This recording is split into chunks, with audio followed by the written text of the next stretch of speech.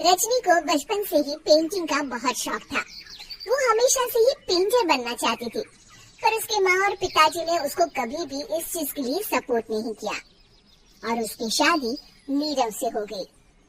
नीरव रजनी को बहुत प्यार करता था, पर रजनी हमेशा चुपचाप ही रहती। वो इस शादी से खुश नहीं थी। वो ये शादी नहीं करना चाहती थी। उसे तो हमेशा से पेंटर जो बनना था। अपने इस सपने को वो नहीं पूरा कर पाई, इसलिए वो हमेशा उदास रहती थी। रजनी, बहुत ही बढ़िया फिल्म लगी है, कल देखने चले? नहीं जी, कल मुझे बहुत काम है, मैं नहीं जा पाऊंगी। अच्छा तो कोई बात नहीं, संडे को चलते हैं। देखिए, मुझे फिल्म देखना पसंद नहीं है, आपको जाना है तो चले जाइए। नीरू को मना करती रजनी वहाँ से चली जाती है और अपने बैग को खोलकर उसमें बंद पड़े ब्रश और कलर्स को देखकर रोने लगती है। रजनी, चलो ना कहीं बाहर खाने चलते हैं, कुछ तुम्हारी पसंद का। जी मुझे नहीं जाना, मेरी तबीयत ठीक नहीं है। रजनी वहाँ से चली जाती है। नीरू को समझ नहीं आता कि रजनी उससे इतना दूर क्यों रहती है। वो जब भी उसके साथ वक्त बिताना चाहता है, रजनी कोई ना कोई बहाना बना देती है। एक दिन घर पर कोई नहीं था। रजनी घर का सारा काम जल्दी से खत्म कर लेती है। घर पर अकेले होने के कारण वो सोचती है कि वो आज पेंटिंग करेगी।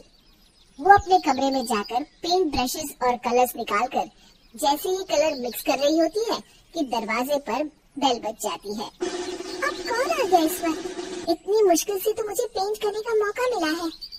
रजनी दरवाजा खोलती है तो उसकी सास अपनी सहेलियों के साथ खड़ी होती है और सब घर के अंदर आ जाते हैं। अरे बहू, सबको शरबत बनाकर पिला दे, बाहर तो बड़ी गर्मी है। जी। रजनी पेंट ना कर पाने से उदास हो जाती है। उसे गुस्सा भी आ रहा होता है कि उसने इस शादी के लिए हाँ क्यों कह दी। वो रसोई में जा रही होती है कि उसकी सास उसे रोकती है।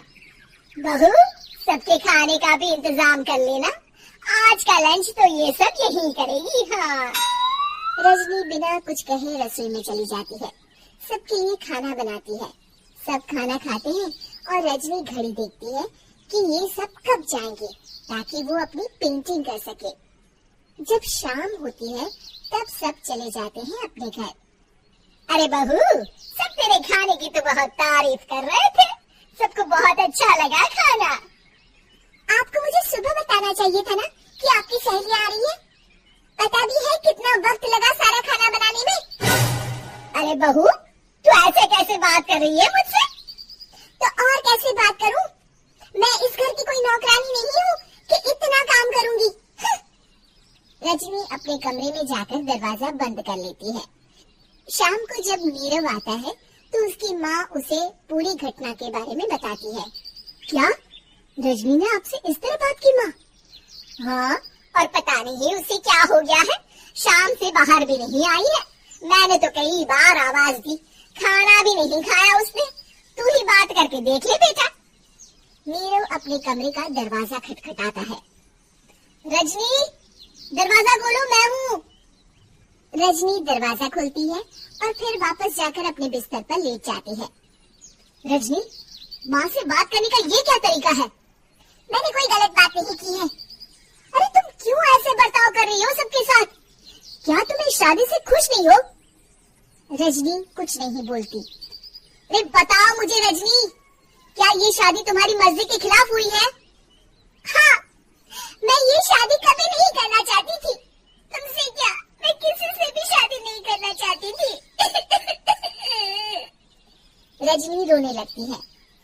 चुप हो जाओ रजनी, बताओ मुझे, तुम क्यों नहीं करना चाहती थी शादी? रजनी बेड के नीचे से अपने पेंटिंग्स, कलर्स, ब्रश, पेपर्स निकालती है। इतने में उसकी सास भी कमरे में आ जाती है। ये देख रहे हो, ये थे मेरे सपने। मैं पेंटर बनना चाहती थी, पर माँ पापा ने कभी सपोर्ट नहीं किया और मेरी शादी करवा दी। मेरे सारे सपने टूट गए।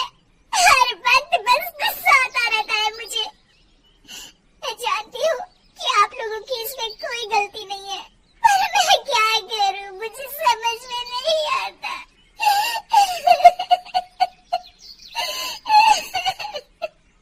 रजनी फूट फूट कर रोने लगती है। मुझे माफ कर दीजिए, आप दोनों के साथ मैं बहुत बुरा बर्ताव कर रही हूँ। अरे रजनी बेटा चुप हो जाओ तुम। नीरव पानी लेकर आता है।